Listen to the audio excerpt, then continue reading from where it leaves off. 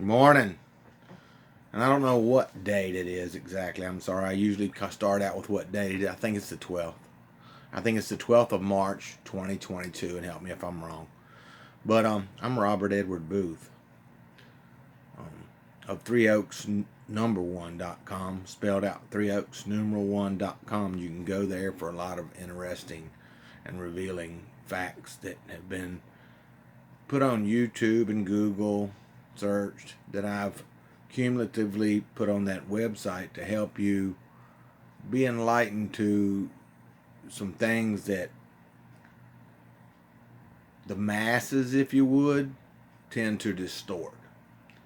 And in addressing that issue, I'm watching one of the most distorted wars, information on the wars, go on in the media that I've ever experienced. They had the same type issue back when Iraq and Saddam Hussein and George Bush were going at it. That things weren't getting told, that there was some rivalry between George Bush's father and Saddam Hussein, continued on by George Bush, and that it had to do with fuel and gasoline and the taking control of that area and things. And it's possible. It's possible. It is. Because the media is extremely useful when it comes to rallying support. It's a matter of numbers. It's a matter of sociology, social trends, like these market analyses are done on, cryptocurrency or stock market investments, social trends, how media affects social trends, what will be next, how this will affect, and what outcome an investor might have. Very similar when the media is trying to gain support from the masses during a war.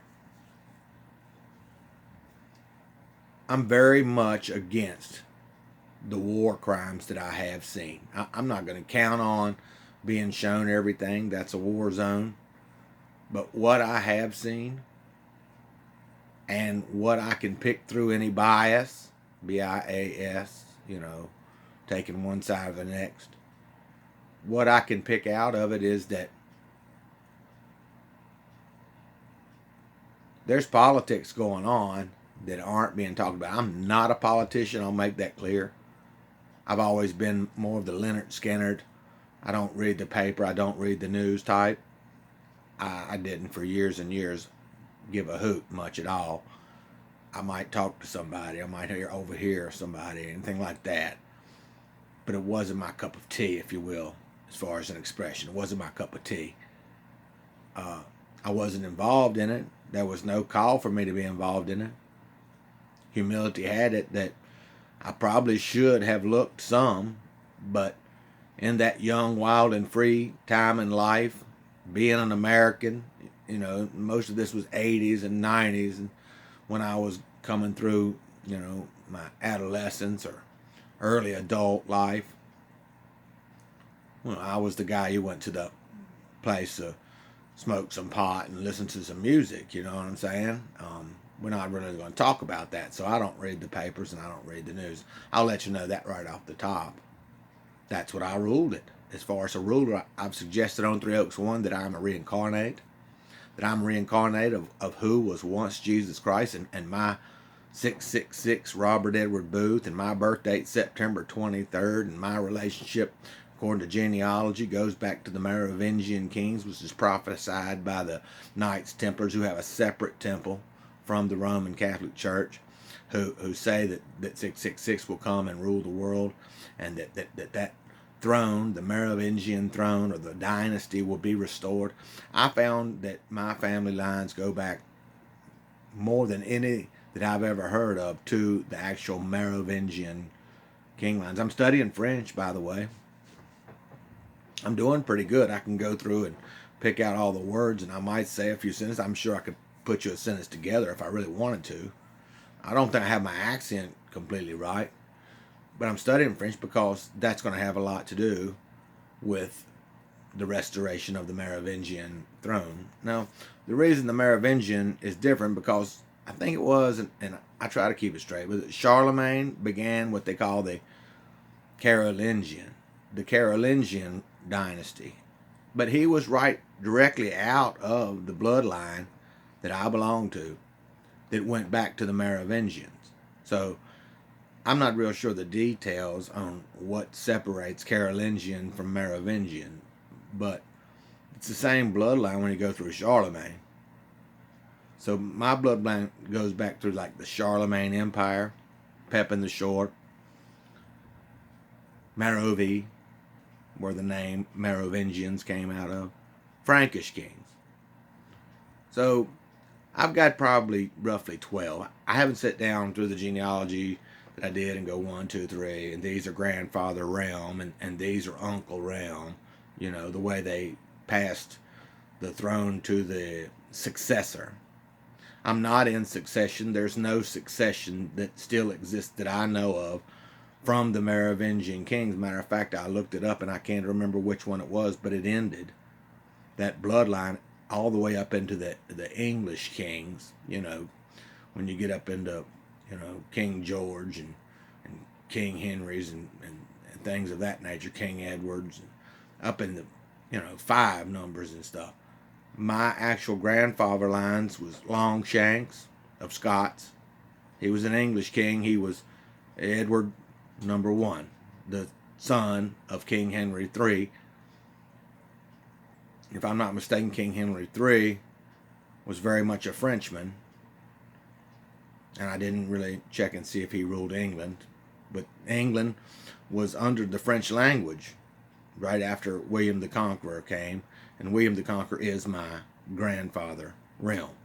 So, in discussion of the politics that I was approaching, I'm really picking apart some of this. This is one of the first times I've ever, you know, I'm 55 years old. The first time that I'm ever picking out what's going on, trying to get past media distortion. I'm telling you right now, I'm watching hoorah, if you will. You know, hoorah, rally it up, that Russia needs to go. You know, that's not that difficult to get out of people, because the whole idea of having a dictator and Soviet rules over top of your life really doesn't agree with people in general. So it's not that difficult to rally that type of energy, you see. You see the witches and stuff. If you ever watch shows about witches, you see them doing dances and things, and you see tribes as well, you know, dances for energy, war chants and war drums and energy that you want to get going. Well, that's what I'm watching the media strum up, if you would, an energy from the masses that are anti-Soviet, anti-dictator, anti-autocracy, whatever the word autocracy means. It's not democracy, I know that much, and I know it pertains to the socialist, communist, Marxist type governings. And it's not that hard when you even think about what you generally, most people aren't that interested in that government here in America and a lot of the world. I mean, it's kind of like ethnic groups, you know. I see Black history. I mean, I'm sure it's interesting, but I'm not black and it's not the most interested in me. Same way if I want to look up Native American ethnic group, the history of them. I mean, some of that's interesting to me. I might be 1/16th. Unless I can find some females on my father's side, but I haven't seen any yet. I mean, I have to pick through that on the genealogy stuff. So 1/16th, I was told when I was inquiring about getting my documentation. It's not going to happen. My grandmother was renegade in a sense. She married a white man at 12 years old, and the girl told me, she said, it's not that unusual if you live to be 30. Some of them, you know, back in those times, she was doing good. So to marry somebody at 12 years old really wasn't that degrading for her. She did not go on the reservation like her brother. So I don't think I'll ever get documentation that I have any Native American. But the ethnic group has some interest. You see the difference. I mean, I'm not black that I know of. There might be some through some Indians. I might have some because my great-grandmother was 100% Indian. She married a white man, I told you, and didn't go on a reservation. So looking at this war from the standpoint, most people that are just in the world, in comparison to the ethnic groups that you're not but so interested in, only know X amount about Marxism and communism. I want to remind you that a whole lot of the world claims to be of Christian religion. I'm Christian, you know what I'm saying? I'm Christian. I believe I'm under the judgment of my king, but I'm not Roman Christian. I want to be clear on that. I'm not Roman Christian. You're going to find me the biggest hypocrite in the world if you try to take the Roman Bible and say you're not doing what they say. You're not going to corral me using social expectations, social pressures into doing Roman Christianity. It's denotable. This is another thing people don't know.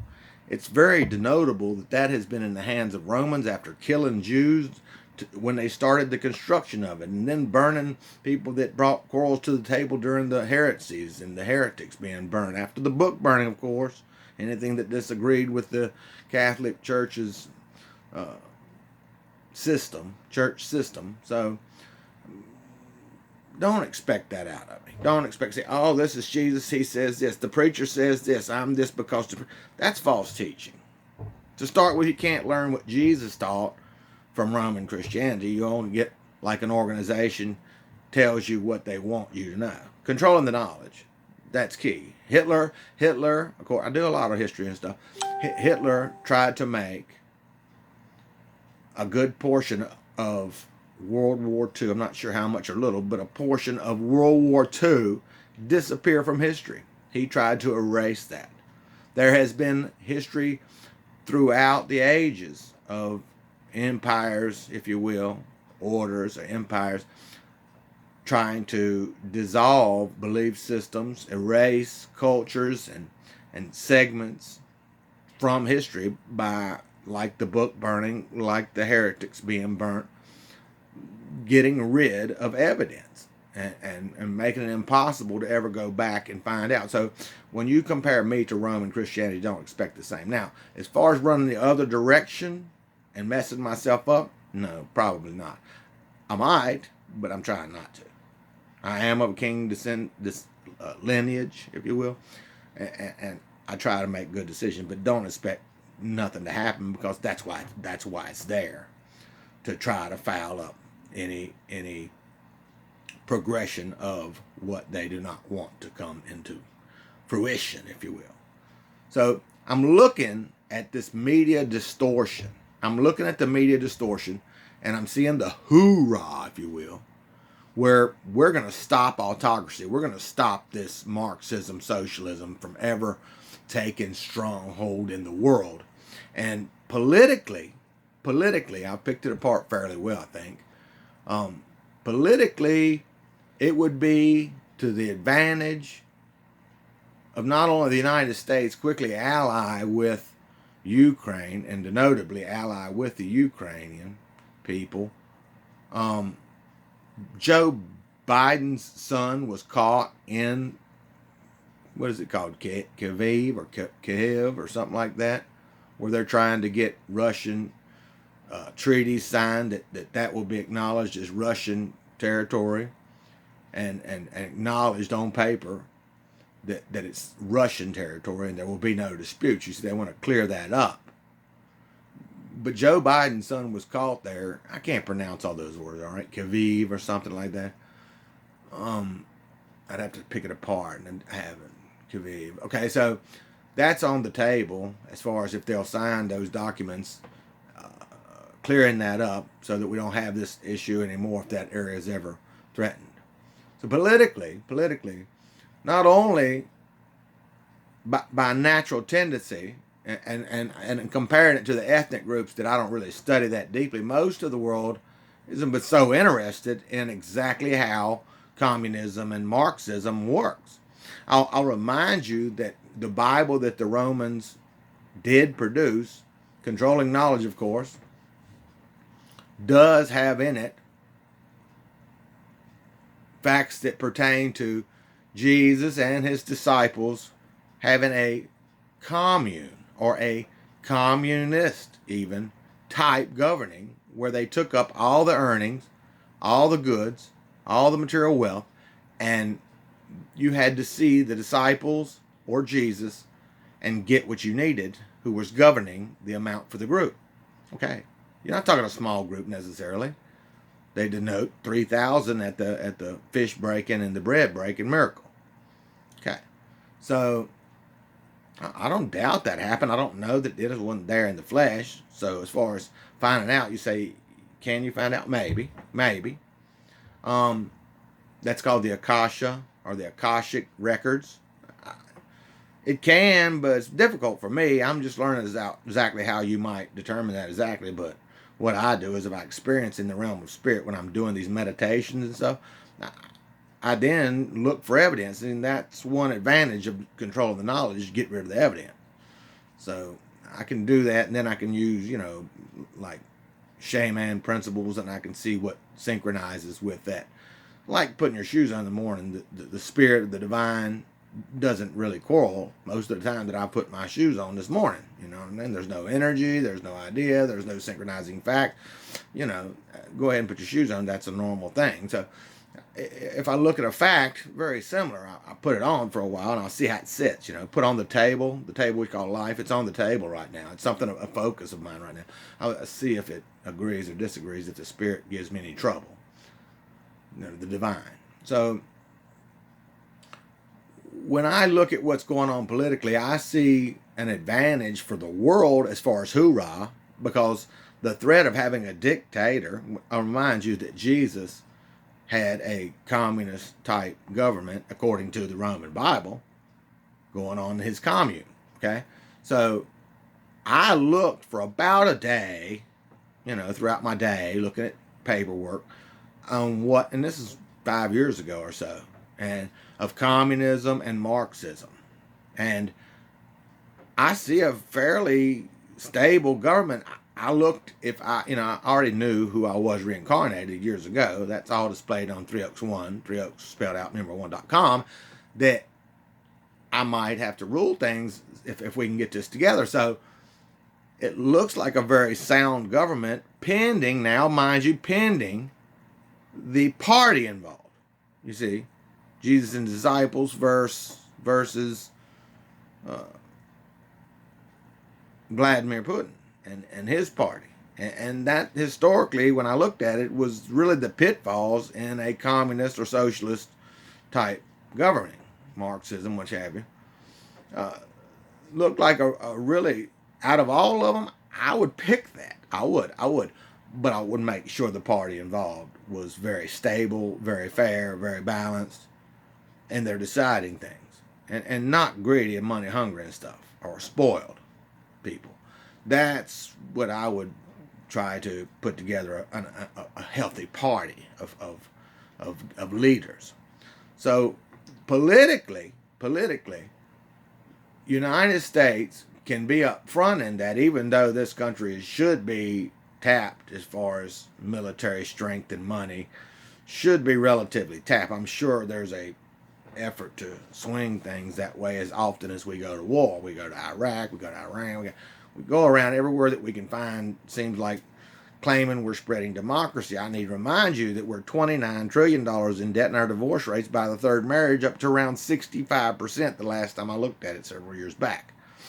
I wouldn't want to spread that to the world. The religion Islam has about a 35% divorce rate. I won't talk about my relationship with Islam, but they have sound ways. I don't know that I agree with the radicals. Kind of like I don't agree, and I want to remind you, I don't agree with the breaking of the war crime rules where he's attacking children's hospitals. I'm upset about that.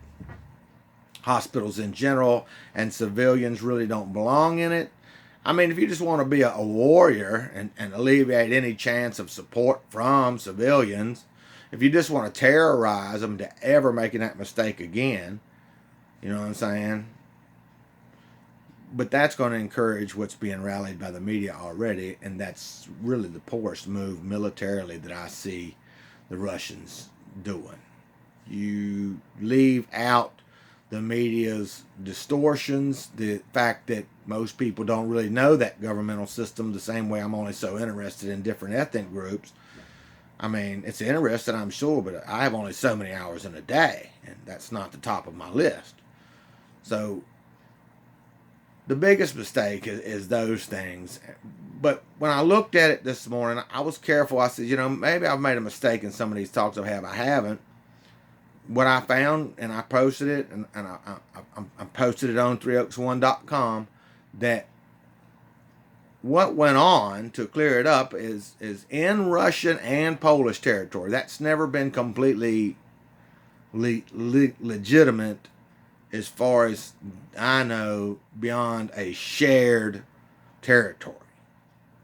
Because Russia and Poland have dominance, military dominance, and rule of that territory if anything goes wrong, like a motherland, like England had. It's a fair comparison, like England had over the United States of America, being the one that sent over the colonists and any military support they needed to establish in America before the independence battle went on and the signing of independence.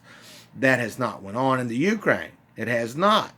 So when I looked at it, Donbass was a territory independence was being pursued by the people in that Donbass territory. And majority, ethnically, speaking language as such, was the Ukrainians, but there was a good number, at least, of Russian ethnic group going on. And Russia, and they're not wrong for doing it back in like 2014, sent a humanitarian-based backup. Now, this is where you need to follow me. Backup to that territory. Like if we're at a party and there's a fight going on, a distinct quarrel between two, and they're trying to work it out, or there's a spat back and forth like you're looking at in Donbass. Yes, I'm there with my friends in support of a mutual acquaintance or a territory-like comparison. I'm there. I'm governing. I have rights to be governing. This is somebody I associate with. And I brought my friends. And there's a threat of military action by my friends and myself being there. And that's what Russia was doing in Donbass. Look at the picture. An analogy of what's going on. So they went humanitarian-based issue, just going to make sure that the Ukrainian government, not being a separate entirely, they had been given privilege by Poland and Russia to govern themselves in the territory that is Russian and Polish. Those are the superpowers, at least, the organized governments that are established, signed, and official. Because Ukraine has never been officially denoted as a nation or a state even. Yes, they have their government, but that's because Russia and Poland lets them. So, recognized as a nation doesn't do anything legally, and doesn't make it wrong for Russia, like the party situation, to be there making sure that the Ukraine, the threat of it, like if I just leave you alone, you're my associate, right? I just leave you alone. These people, the Ukrainian territory is bigger than you are. So you don't have any humanitarian group watching to make sure that you don't get slapped in the head. All right, so I'm there, and I got my friends, and there you are. And it's this protest is being watched over, right? Protest is a fair comparison to what quarrel you might see at a party. So Russia was there, and by what I've read and posted this morning on 3oaks1.com, is that Ukraine was the first to make a military action against the Russians in the borderline territory Donbass, which technically is in Ukrainian territory, again, legally not separate from Russia or Poland, and not a nation. So Russia was there making sure that there was an attack on Donbass, and got attacked in some level. I don't care if you threw one grenade, you were the act of war that spurred things on. The Ukrainians reportedly were the ones that did that. And then Russia retaliated. And then now we're up to like 50,000 dead people. But that got signed a treaty in 2014-15 that there would be a ceasefire, which both parties were involved in breaking of that treaty. So now we're in 2022, you see, and that's gone on.